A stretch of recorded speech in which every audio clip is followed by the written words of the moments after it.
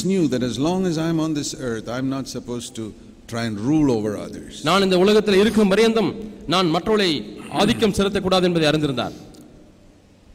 You know, many Pentecostal pastors make people in that church like their thumbi boys to run around doing all types of things for them. அநேக பெந்தேகோஸ்தே பாஸ்டர்களுக்கு இருக்கக்கூடிய ஒரு பழக்கம் என்னவென்றால் அவர்கள் சில தம்பிமார்களை வைத்திருப்பார்கள். அவர்கள் எப்பொழுதும் பாஸ்டர் சுத்தி வந்துட்டே இருப்பார்கள். ஏதாச்சும் அவங்க ஓடி போய் அதையும் செஞ்சுட்டு இருப்பாங்க. No elder brother must ever do that. எந்த ஒரு மூப்பரும் இப்படிப்பட்ட காரியத்தை செய்யக்கூடாது. I mean, I've been elder in CFC for 35 years. நான் 35 ஆண்டுகளாக CFCலே மூப்பராக இருந்திருக்கிறேன். Nobody can ever say that I made them my servant to run around doing jobs for me. எனக்காக எடுபடி வேலையெல்லாம் செய்வதற்கு எடுபடி ஆளாக நான் யாரையும் வைக்கவில்லை என்று ஒவ்வொருவரும் சாட்சி சொல்வார்கள். I help them, they help me. நான் அவர்களுக்கு உதவி செய்கிறேன், அவர்கள் எனக்கு உதவி செய்கிறார்கள். That is all right. அது சரி. Where we do it for each other, not always one way. ஒருவருக்கு ஒருவர் செய்வதிலே தவறு இல்லை, ஆனால் எப்பொழுதும் அவரே எனக்கு செய்து கொண்டே இருந்தால் ஒரு வழியாக. We must bring into the church those who have the spirit of a servant, who want to serve the church. சபைக்கு பணிவிடை செய்யக்கூடிய பணிவிடையின் ஆவி இருக்கிறவர்களை நாம் சபைக்கு கொண்டு வர வேண்டும். Not people who come like Maharajas wanting everybody to serve them. மகாராஜாவை போல சபைக்கு வந்துவிட்டு எல்லாரும் எனக்கு பணிவிடை செய்ய வேண்டும் என்று எண்ணுகிறவர்களே அல்ல. Those will be the biggest headache in your church. அப்படிப்பட்ட உங்கள் தலைவலியில் உங்கள் சபைக்கு பெரிய தலைவலியாக தான் இருப்பார்கள். So this is something that we must understand and bear in mind always. ஆகவே எப்பொழுதுமே இதை நாம் மனதிலே வைத்துக் கொள்ள வேண்டும், விளங்கிக் கொள்ள வேண்டும். The reason why the Lord says this, ஆண்டவர் ஏன் இதை சொல்கிறார் என்பதற்கு காரணம் தெரியுமா? because we are to be different from the world. நாம் உலகத்தை காட்டிலும் வித்தியாசமானவர்களாக இருக்க வேண்டும். See Luke 22. லூக்கா 22ஆம் அதிகாரம். It says verse 24, there was a dispute among them who is to be the greatest. அவர்களுக்குள்ளே நம்மிலே யார் பெரியவனாய் இருப்பான் என்பதை குறித்து ஒரு தர்க்கம் உண்டாயிற்று. And Jesus said that is how the kings in the world behave like that. புறஜாதிகளுடைய ராஜாக்கள் அப்படிதான் செய்கிறார்கள் என்று இயேசு சொல்கிறார். They lord it over them. அவர்கள் மேல் அதிகாரம் செலுத்துகிறார்கள். There are some elders who lord it over their flock. சில மூப்பர்கள் இருக்கிறார்கள், அவர்கள் தங்களுடைய மந்தையின் மீது ஆளுகை செய்கிறார்கள், ஆதிக்கம் செலுத்துகிறார்கள், அதிகாரம் செலுத்துகிறார்கள். If you disagree with them, they'll kick you out of the church. அவர்களோடு கூட உங்களுக்கு கருத்து வேறுபாடு ஏற்பட்டால் உங்களை சபை விட்டு விரட்டி விடுவார்கள். They are not spirit filled elders. அவர்கள் ஆவியினாலே நிறைந்த மூப்பர்கள் அல்ல. They are like all these other pastors. மற்ற பாஸ்டர்களைப் போலவே அவர்கள் இருக்கிறார்கள். It's a shame when we have elders like that in our churches. நம்முடைய சபைகளிலே இப்படிப்பட்ட மூப்பர்கள் இருக்கிறார்கள் என்று சொன்னால் அது வெட்கத்துக்குரிய காரியம். That is like the heathen. அது புறஜாதியார்களைப் போல. Jesus said they lord it over them.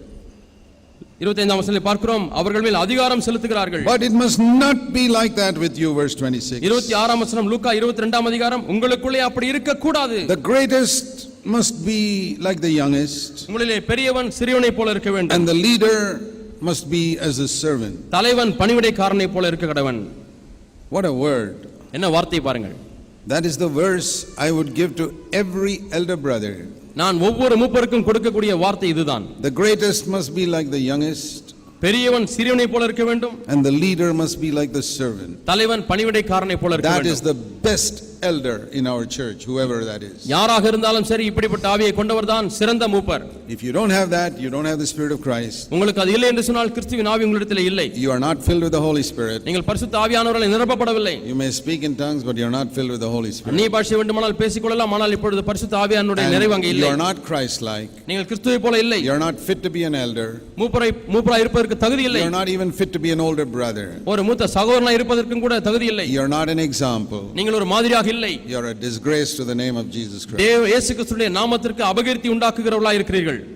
We want to preach this and proclaim it in all of our churches. இந்த காரியங்களை நாம் நம்முடைய எல்லா சபைகளிலும் பிரசங்கிக்க வேண்டியிருக்கிறது. This is how we become free. இப்படி தான் நாம் விடுதலையாக முடியும். You know why we want to lord it over others? ஏன் நாம் மற்றவர்கள் மீது அதிகாரம் செலுத்துகிறோம் தெரியுமா? Because we are enslaved inside. ஏனென்றால் உள்ளே நாம் அடிமைப்பட்டிருக்கிறபடினாலே தான். We are not secure that God my Father has made me a servant of others.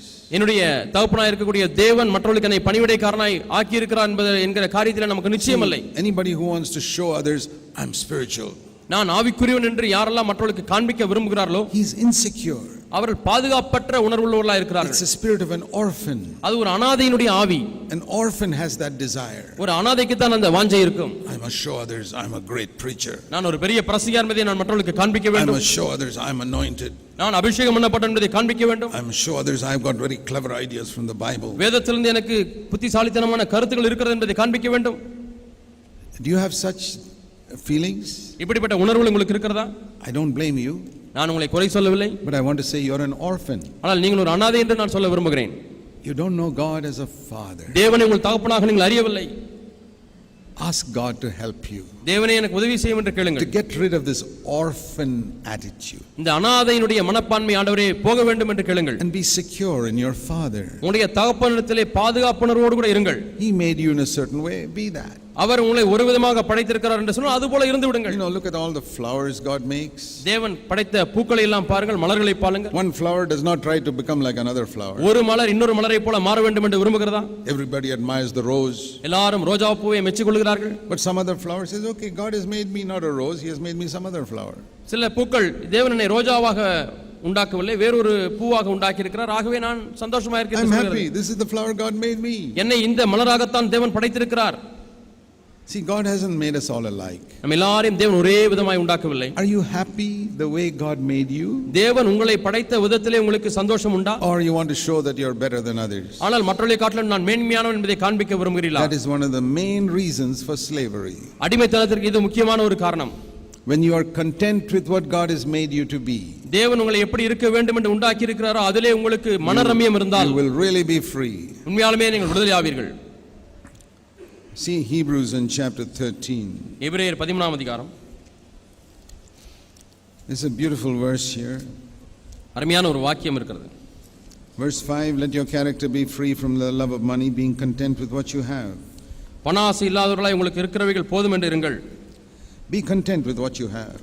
எபிரேயர் 13ஆம் அதிகாரம் 5ஆம் வசனத்திலே உங்களுக்கு இருக்கிறவைகள் போதும் என்று எண்ணுங்கள்.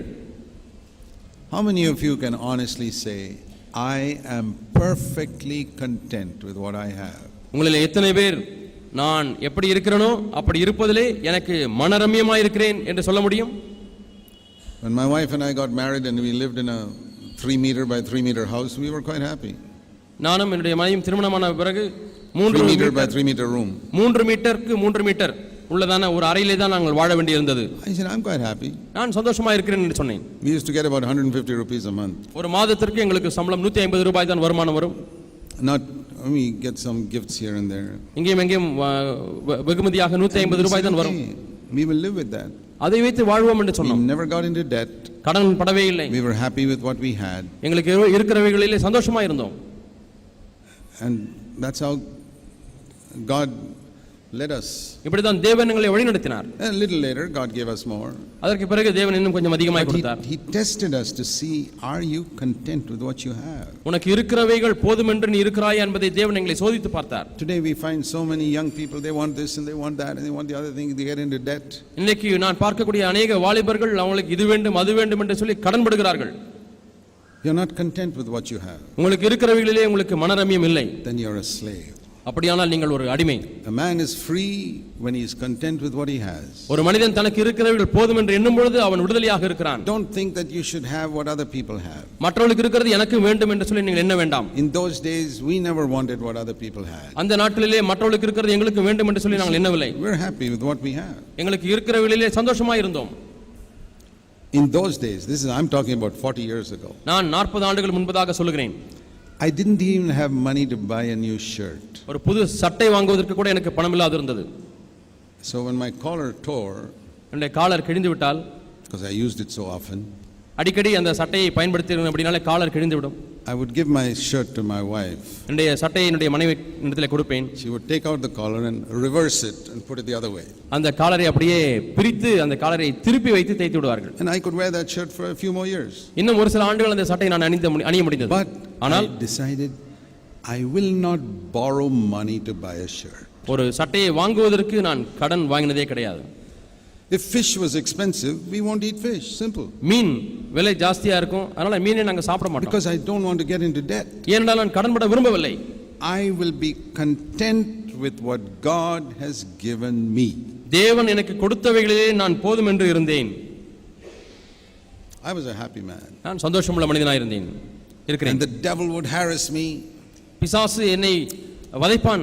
Oh, what a big officer you could have been in the Navy. What a lot of money you were earning, you stupid fellow. You left all that and come here to serve the Lord. கப்பற்படையிலே இருந்திருந்தால் எவ்வளவு பெரிய அதிகாரியாக நீங்கள் இருந்திருப்பீர்.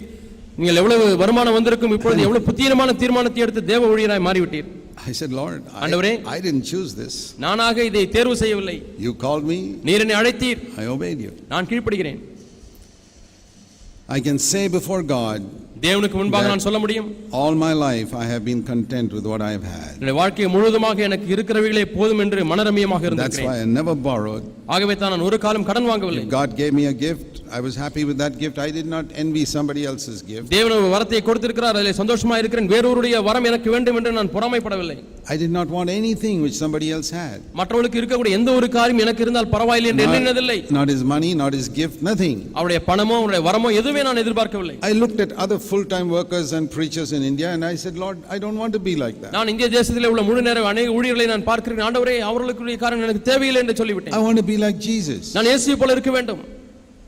The Lord will test you for many years to see whether that is your desire. இதுதான் உங்களுடைய வாஞ்சியா விருப்பமா என்பதை சோதித்து பார்ப்பதற்கு அநேக ஆண்டுகளாக தேவன் பல தருணங்களை தருவார். And when he sees you after many years that you're going to be faithful, you want to be like Jesus. நீங்கள் உண்மையாலுமே இயேசுவை போலவே இருக்க வேண்டும் என்று உண்மையுள்ளவர்களாக வாழ்ந்தால் ஆண்டவர் அதை பார்ப்பார். He will make rivers of living water flow out from your life. உங்களுடைய வாழ்க்கையிலிருந்து ஜீவ தண்ணீருள்ள நதிகளை புறப்பட்டு ஓடச் செய்வார். Even your enemies will come and bow down before you. உங்களுடைய சத்துருக்களும் கூட உங்களுக்கு முன்பாக வந்து தலை வணங்குவார்கள். I've seen that. நான் அதை பார்த்திருக்கிறேன். One of the words the Lord gave me was this. தேவன் எனக்கு கொடுத்த ஒரு வார்த்தை இதுதான். Revelation 3 வெளிப்படுத்தின விசேஷம் 3ஆம் அதிகாரம் verse 8. 8ஆம் வசனம். I have set before you an open door and no one can shut it. உனக்கு முன்பாக திறந்த வாசலை வைத்திருக்கிறேன், அதை ஒருவனும் பூட்ட மாட்டான். Because you have very little power. ஏனால் உனக்கு இருக்கக்கூடிய பலன் கொஞ்சம். But even though you got little power, you have kept my word. உனக்கு கொஞ்சம் பலன் இருந்தும் நீ என் வார்த்தையை காத்துக்கொண்டாய். You have not denied my name. நீ என்னுடைய நாமத்தை மறுதலிக்கவில்லை. Now I will cause those of the synagogue of Satan who say they are Jews and are not but tell lies, I will make them to come and bow down at your feet and acknowledge that I have loved you. இதோ யூதரல்லாதிருந்தும் 9ஆம் வசனம், தங்களை யூதர் என்று பொய் சொல்லுகிறவர்களாகிய சாத்தானுடைய கூட்டத்தாரில் சிலரை உனக்கு கொடுப்பேன். இது அவர்கள் உன் பாதங்களுக்கு முன்பாக வந்து பணிந்து நான் உண்மையில் அன்பாய் இருக்கிறதை அறிந்து கொள்ளும்படி செய்வேன். That's a word the Lord gave me many years ago. அநேக ஆண்டுகள் முன்பாக தேவன் எனக்கு இந்த வார்த்தையை கொடுத்தார். There are many people who are trying to oppose you, call you false prophet, heretic and all that. உன்னை பொய் தீர்க்கதரிசி, கள்ள தீர்க்கதரிசி, பொய்யன் என்றெல்லாம் அநேகர் குறை சொல்வார்கள். Warning people to close doors. எங்கெல்லாம் நீ செல்கிற அங்கெல்லாம் கதவை மூடு என்று மக்களை எச்சரித்துக் கொண்டிருப்பார்கள். But the Lord said to me, I have set before you an open door, nobody can shut it. உனக்கு முன்பாக இதோ திறந்த வாசலை நான் வைக்கிறேன், ஒருவனும் அதை பூட்ட மாட்டான் என்று ஆண்டவர் சொன்னார். You don't have power with money or influence like others. மற்றவர்களைப் போல உனக்கு பணத்தையும் செல்வாக்கையும் வைத்துக் கொண்டு உனக்கு வல்லமை இல்லை. You have kept my word. ஆனால் நீ என் வார்த்தையை காத்துக்கொண்டாய். You have not denied my name. என்னுடைய நாமத்தை நீ மறுதலிக்கவில்லை. You have been willing to be unpopular for my sake. என்னுடைய நாமத்தின் நிமித்தமாக எனக்கு பேர் கெட்டுப் போனாலும் பரவாயில்லை என்று நீ விரும்பினாய். And all these people who oppose you, உன்னை எதிர்க்கிற அந்த மக்கள் எல்லாரும் one day they will acknowledge ஒரு நாளில் அவர்கள் அதை ஒத்துக்கொள்வார்கள், that I have loved you. நான் உன்னை நேசிக்கிறேன் என்பதை அறிந்து கொள்வார்கள். And we are seeing that today. இன்றைக்கு நாம் அதை பார்த்திருக்கிறோம். Many who opposed us, நம்மை எதிர்த்த அநேகர், criticized us, குறை சொன்னவர்கள், today their mouth is shut. இன்றைக்கு அவருடைய வாய் அடைக்கப்பட்டிருக்கிறது. They don't acknowledge that we are great people, no.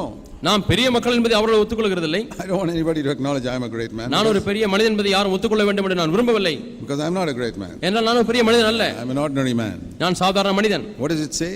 என்ன சொல்லப்பட்டிருக்கிறது? They will acknowledge that Jesus has loved me. இயேசு என்னை நேசித்திருக்கிறார், அன்பாய் இருக்கிறார் என்பதை அவர்கள் அறிந்து கொள்வார்கள். That is what they will recognize. அதுதான் அவர்கள் அறிந்து கொள்வார்கள். Here is a man whom God seems to be loving very much. தேவன் அதிகமாக நேசிக்கிற அன்பாய் இருக்கக்கூடிய ஒரு மனிதர் இங்கே இருக்கிறாரே என்று சொல்வார்கள். Do you want that testimony? உங்களுக்கு இந்த சாட்சி வேண்டுமா? Or do you want a testimony you are a great man? அல்லது நான் ஒரு பெரிய மனிதன் என்கிற சாட்சி உங்களுக்கு வேண்டுமா? Our testimony should be this. நம்முடைய சாட்சி இதுவாகத்தான் இருக்க வேண்டும். At the end of our life, நம்முடைய வாழ்க்கையின் முடிவிலே other people say that was a man whom God really loved. இந்த மனிதன் உண்மையாலுமே தேவன் அன்பாய் இருந்த ஒரு மனிதன். That was a man whom Jesus really loved. உண்மையாலுமே இயேசு நேசித்த ஒரு மனிதர். Look at what all God did for him, even though so many men tried to oppose him. அநேக மக்கள் எதிர்க்க ஆரம்பித்தாலும் தேவன் செய்திருக்கிற காரியங்களை பாருங்கள். God was on his side. தேவன் அவருடைய பக்கத்தில் இருக்கிறார். That's the only thing that matters, brothers and sisters. சகோதர சகோதரி, இது ஒன்றே காரியம். That is the truth that will make us free. இந்த சத்தியம் தான் நம்மை விடுதலையாக்கும். Lord, I don't want the support of men. ஆண்டவரே, நான் ஒரு மனிதனை நான் பக்கமாக இருந்து சார்ந்து கொள்ள விரும்பவில்லை. I want you to support me. ஆண்டவர் நீர் என்னை தாங்க வேண்டும். And if God is for me, தேவன் என் பக்கத்தில் இருந்தால் who can be against me? எனக்கு விரோதமாய் இருப்பவன் யார்? Are you sure that God is for you? தேவன் உன் பக்கத்தில் இருக்கிறார், உன் சார்பாக இருக்கிறார் என்பதை நிச்சயித்திருக்கிறாயா? You know, I find some elders, சில மூப்பர்கள் they try to make a little party in the church. தங்கள் சபையிலே கட்சி சேர்க்கிறார்கள். Get this fellow to admire me, support me. எனக்கு ஆமாம் போடுவதற்கு அவர் என்று சொல்லி தன் பக்கமாய் சேர்க்கிறார்கள். So one day if there's a trouble, these fellows will all come to support me. பிரச்சனை ஒரு நாளைக்கு வந்துருச்சுனா அவனுடைய சிஷ்யலாம் அவங்க பக்கம் இருப்பாங்க. These are all orphan elders. இவர்கள் எல்லாரும் அனாதை மூப்பர்கள். They don't have a father. அவங்களுக்கு தகப்பன் இல்லை. If they had a father in heaven, அவங்களுக்கு பரலோகத்திலே தகப்பன் இருந்தால் they would not seek for the support of anybody in their church. சபையிலே யாரும் தங்களுக்கு சாதமாக இருக்க வேண்டும் என்று எதிர்பார்க்க மாட்டார். I mean, we've been in the church, building churches for 35 years. 35 ஆண்டுகளாக இடங்களிலே சபைகளை கட்டிக் கொண்டிருக்கிறோம். I can say before God that I have never once wanted the support of any man. நான் தேவனுக்கு முன்பாக ஒன்றை சொல்ல முடியும், எந்த ஒரு மனிதனுடைய சப்போர்ட்டும் ஆதாரம் எனக்கு நான் நாடவில்லை. In Bangalore, brother Ian Robson is my closest co-worker. Bangalore சபையிலே என்னுடைய நெருங்கிய உடன் ஊழியர் சகோதரர் ஈயன் ராப்சன்.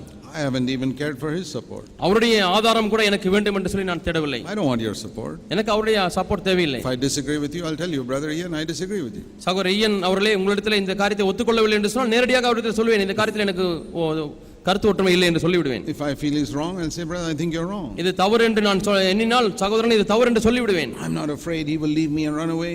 அவர் என்னை விட்டு போய்விடுவார் என்ற பயமெல்லாம் எனக்கு இல்லை. Okay, if you want to run away, run away. நீங்கள் அப்படி போக வேண்டும் என்று சொன்னால் போங்கள். I don't want anybody's support. யாருடைய சப்போர்ட்டும் எனக்கு தேவையில்லை. I don't want support of anybody in Tamil Nadu. தமிழ்நாட்டில் யாரும் என்னை சப்போர்ட் பண்ண வேண்டும் என்று எனக்கு தேவையில்லை. I don't want brother Prabhakar to support me. சகோதரர் பிரபாகர் எனக்கு சப்போர்ட் பண்ண வேண்டும் என்று நான் தேடவில்லை. When almighty God is supporting me, why do I need any human being? சர்வ வல்லமையுள்ள தேவனே என் சார்பாக நிற்கும் பொழுது எனக்கு எதற்கு மனிதனுடைய support? If almighty God is supporting you, why do you want the support of anybody in your church? சர்வ வல்லமையுள்ள தேவன் உங்கள் சார்பாக நிற்கிறார் என்று சொன்னால் ஏன் சபையிலே உங்களுக்கு சப்போர்ட்டுக்காக ஆளை தேடுகிறீர்கள்? And you will know almighty God is supporting you when you have the spirit of a servant. உங்களுக்கு ஒரு பணிவிடைக்காரனுடைய ஆவி இருக்குமே என்று சொன்னால் தேவன் கண்டிப்பாக உங்கள் சார்பாக இருப்பார் என்பதை நீங்கள் அறிந்து கொள்ளலாம். When you try to lord it over others, that is because you don't have God supporting you. மற்ற மக்கள் மீது அதிகாரம் செலுத்த நீங்கள் விரும்பினால் தேவன் உங்கள் சார்பாக இல்லை, ஆகவே தான் அப்படி செய்கிறீர்கள். God supports the humble. தேவன் தாழ்மையுள்ளவர் பக்கமாக தாங்குகிறார். And when God supports us, we become completely free. தேவன் நம்மை தாங்கும் பொழுது நாம் முற்றிலுமாக விடுதலையாவோம். Even the devil himself cannot oppose us. பிசாசே நம்மை எதிர்க்க முடியாது. He will run. அவன் ஓடிப்போவான். He will run in front of you. உங்களுக்கு முன்பாக அவன் ஓடிப்போவான். That is freedom. இதுதான் விடுதலை. He will not be able to enter your home. உங்களுடைய குடும்பத்துக்குள்ளாக அவன் நுழைய முடியாது. He will not be able to enter your church. உங்களுடைய சபைக்குள்ளாக நுழைய முடியாது. That's the type of life God wants you and me to live. நீங்களும் நானும் இப்படிப்பட்ட வாழ்க்கை தான் வாழ வேண்டும் என்று தேவன் விரும்புகிறார். Let's humble ourselves. நம்மை தாழ்த்துவோம்.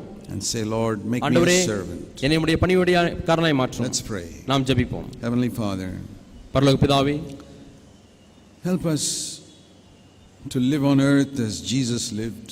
இயேசு வாழ்ந்தது போலவே இந்த பூமியிலே வாழ எங்களுக்கு உதவி செய்வீராக. To fear you, reverence you. உமக்கு பயந்து ஆண்டவரே உம்மை நாங்கள் மதித்து நடக்க உதவி செய்யும். Walk in humility all our days. நம்முடைய வாழ்நாள் முழுவதுமாய் தாழ்மையில் நடக்க எங்களுக்கு உதவி செய்யும். Because we know that you support the humble. ஆண்டவரே, நீ தாழ்மையுள்ளவர்கள் சார்பாக நிற்கிறீர் என்பதை அறிந்திருக்கிறோம். We pray in Jesus' name. இயேசு நாமத்தில் ஜெபிக்கிறோம் பிதாவே. Amen. ஆமென்.